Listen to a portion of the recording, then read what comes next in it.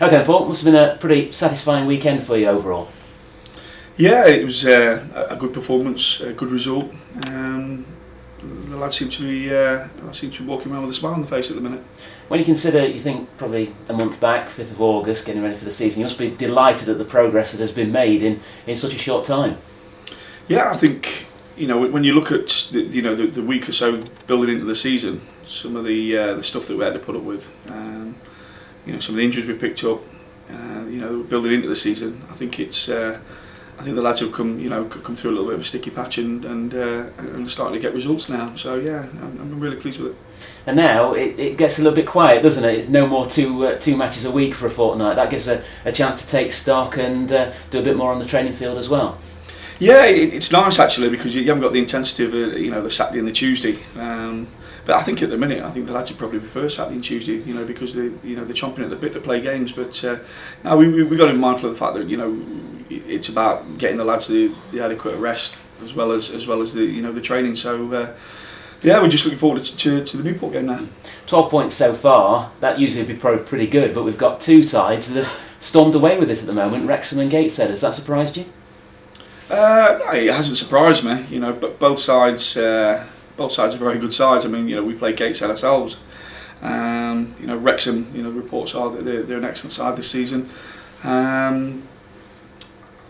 I think you'll see a lot of twists and turns, and I think you'll see the table actually change a lot between now and Christmas time. But yeah, I see both those sides up there.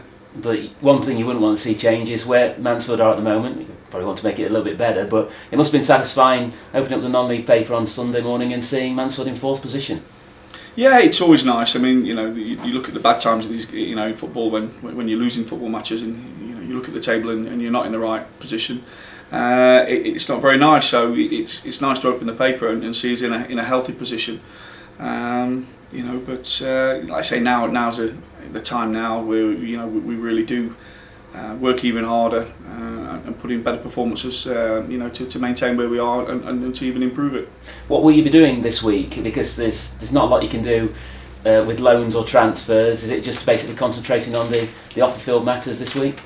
Yeah, it is. We could be down the training ground. I think I'll be looking more so at the fact that what our mindset's like now. It's very easy after winning 3 matches to all of a sudden start and think that you've arrived and that you deserve to win football matches. So I'll be looking at the players' body language this week and to see that we're going into this game on Saturday with a healthy mindset and in the right frame of mind.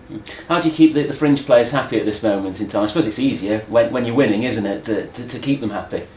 No, it's hard if I'm honest, especially when we've got some good, honest people, good, honest players at the club that want to play, whether winning or losing. We've got some good players that are sat at the side at the minute, not just on the bench. We've got some really good players that are sat in the stands, and it's really hard at the minute because they all want to play and they all want to be involved. And it's I think sometimes it's the loneliest place in football. When a team's continually winning, and you sat there, you feel like a bit of a spare part. But I try and get around all the lads individually and collectively to try and keep them stimulated. I honestly do believe that everyone will be will get their chance for a stake at in the first team, and when they do that, they've got to keep the shirt. Like I say, sometimes I look at now, it's a manager's dream at the minute because we've got 11 that are working very hard to keep the shirt. We've got a number of players that are busting the gut to try and gain the side, but yeah, it's hard. It's hard at the minute. It's not a nice. How can I say? Sometimes it's not a nice discussion to have with a player to tell him that he's not going to be back in the side or he's not going to be playing on Saturday afternoon. But I think what we have got, like I say, is honesty, and I think the lads, as you've seen after every game, the lads are going out there working extremely hard on the fitness levels. To make sure that when they get the chance that they take it. I noticed that Martin Riley, who wasn't involved on Saturday, he mingled with the fans at Darlington. That shows a sign, doesn't it, that the closeness there is between the fans and the squad at this moment in time. Yeah, I don't see any reason why when players are not playing that they don't go and sit with the fans. I said right from the start that I wanted the club to be as one. I don't want there to be any barrier. I don't want there to be an us and them. And to do that, lads have I just think it's a natural thing. lads go and sit with the supporters that pay our wages at the end of the day. So you know, that's something that, you know, I'm really proactive in doing. You know, but I just think it shows the kind of not just footballer, but the kind of person that, you know, that we've got at this football club at the minute.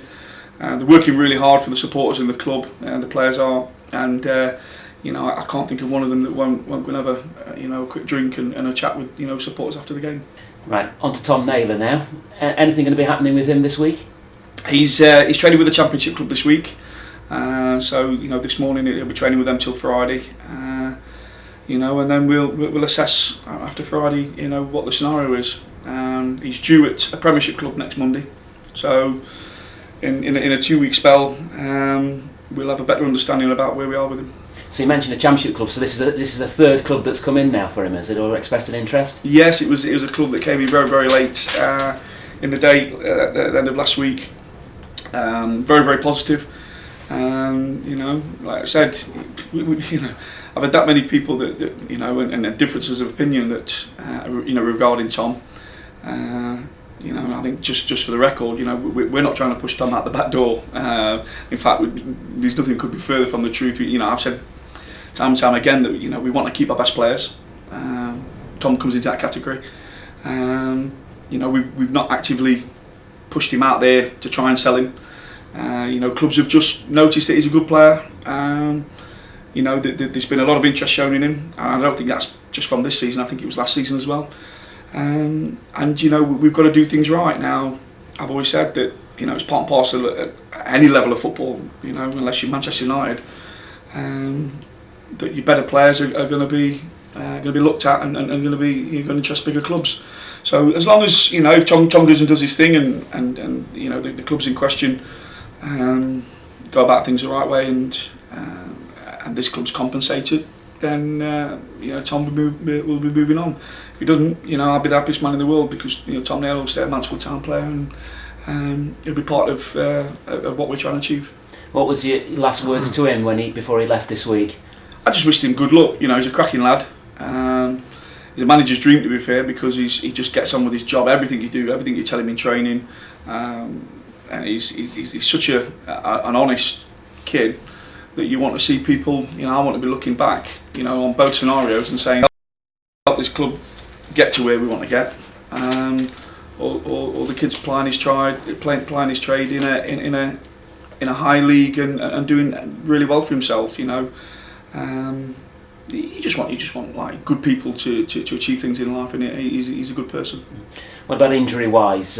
We had Rhys Day on Saturday, and he said that he had a little bit of setback in the warm-up on Saturday. Yeah, he did. You know, like I say, with Rhys, we're going to have some ups and downs with him. He got through about an hour and about 70 minutes of a behind closed doors game last week. Real positives. Looked very, very strong. But I think with Rhys, we're going to have some hiccups with him sort of getting back to full fitness in terms of his mental fitness and his physical fitness. You know, it's going to happen with Rhys. He's been out for a long time now, but like you say, we've got to treat him with kid gloves. But you know, Rhys could be available in the not too distant future, which would be a really positive thing for this club. What about the rest of the treatment table? John Thompson first. John had a bit of a relapse as well. I think he got taken to hospital on Friday, and there was a bit of bleeding from his nose. You know, I think with John, I think that this next week we'll be very. We'll sit down with him and see what he wants to do. But you know, we plan for him to come in today to do a little bit of light training. We might have to put that back a couple of days, but you know, hopefully, you know, John's just around the corner in terms of coming back into the football club. Any fresh injuries to worry about? Not that I know of, no. I mean, you know, if I'm honest, on Saturday, you know, the lads came off, and sometimes it's a little bit of adrenaline after you've won a game. But we'll assess that this morning, see who's picked up a few minor knocks. But as far as I was concerned, after Saturday, everyone was okay. And about that bus journey home was a bit of a raucous one, wasn't it? Yeah, and it's something that, you know, you can't coach or instill into players. You know, that togetherness and that sort of mentality that, you know, they're all getting along. But yeah, it's I don't know where it comes from. The lads being together a little bit longer or winning football matches, but you know, the lads really seem to be bonding at the minute and really seem to be getting along, and I think that showed, especially in the last sort of 20-25 minutes of the game on Saturday, where, if I'm honest, I thought Darlington took the kitchen sink at us, and there were lads doing a shift and a half in that game, and as I say, that just showed I think everyone was just doing their own job and then helping the teammates out. And up next, of course, that Saturday evening game against Newport County. Yeah, it's going to be a very tough one. Once again, you look back. I think we've won our last three now, and I think Newport have lost their last three. It's got all the hallmarks of after the Lord Mayor show. So, we're going to really get. I really want the lads to come back down to earth and to realise, why they're getting good results and why they're getting why they've got a smile on their face at the minute, and it's down to our ethics that we're taking into games. And we shouldn't forget that. Newport's going to be a very, very, very tough game, and it'd probably be the toughest. Looking at what's happened of late, us winning three and them, I think they've lost the last three. We've got to be careful that we don't go into it with the wrong mindset. And hopefully a change of form as well. The Stags haven't got a good record on TV in recent years. I didn't know that, so thanks ever so much for that. What I think I'll do, I'll probably take Steve-O's camera down to the training ground and just and take a few games, just so we're going to go into it. I said I want to concentrate on us. As long as our mindset's right, and we're going into the game, with the right sort of mentality. I don't want to put a down on anything at the minute, because we're playing well and we're getting some positive results. My job's now just to make sure that no one puts the foot on the brake, and that everyone's giving their all like they've done. If I'm honest, since the beginning of the season, I think we've only had sort of that 60-minute period at Gateshead where I was disappointed in our ethics. So we're looking forward to it. Whether the cameras are there or not on Saturday, it doesn't matter to me, and I'm hoping it doesn't matter to the players. Although you probably see some of the players coming in with a different haircut and probably been on the sunbed a few nights. But we want to go into it, and we want to go and enjoy it. And like I say, the lads are really enjoying the football at the minute, and really are sort of like earning the accolades that are coming their way. Is Tom actually going to the Premiership club for a week as well? Yes, he's a week of one, a week of the other one. Monday to Friday, yeah. I'm saying that if something happens this week with the Championship club, then he might not even go there then. Yeah. I mean, is it a case of the Championship club's got first dibs almost if they come in? Well, they came in first. What happened? The Premiership club we're going to take him this week, but because it being an international week, there wasn't a lot obviously going off at their club from what I gather in terms of games and in terms of the bodies not being there. So I spoke to the sort of director of football at the Premiership club, and they said can he come in the week after? Yeah. And then I had the phone call really late on in the week, and they said, can we get him in ASAP? So I said, yeah. That's a different club to the one that made the bid. Yeah. Well, the one that made the bid was a League One. Yeah. Oh, of course, yeah. So, so I mean, I say I've had that many people come up and ask me, we don't want to get rid of him, and you get some that said, oh, is he going to get back in the side? So I've just said, look, I'm totally sort of like on even keel with it. If he goes there and he does well and they meet our valuation, then we, one, I think it'd be hard on the lad. I think the lads, even though he would never ever do it and never push for a move, it was bound to make people's heads sit up and have a look around and say, I could be at a Premiership club, I could be at a Championship club next season, or this season, so and it'd be hard to stop the lads' progression. On the other hand, I've got to get the best deal for this football club and make sure that the finance that's coming into the club is going to compensate us for losing a good player like Tom. Have you spoken to the chairman yet as to whether you'll see any of that, so you can sort out things? I haven't. No. I mean, I'd like to think I've got a good relationship with the chairman. Whether I do, I don't know. It's one of these things. I'm like, So if I have to carry on as I do, then you got to work with what you've got. You know, there's some people with bigger wage bills in this league, some people with low wage bills, but I think there's managers that make too many excuses about wage bills. I haven't got this or I've got that, and I think in both scenarios, if you look at now the scenario, some of the people that've got bigger wage bills, sometimes it can be a burden around, you know.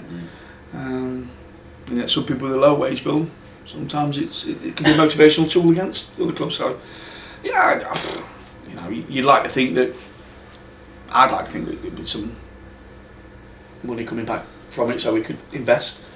But then again, I don't know all the purse strings, and I think one thing that the chairman of this club will do is he won't put the club in any sort of jeopardy, or he's a very, very shrewd man when it comes to finances. If he says yes, there's a bit extra, fantastic. If he says no, then you won't hear any complaints off me. You know, I knew I had to work with at the beginning of the season. If that doesn't change, it doesn't change.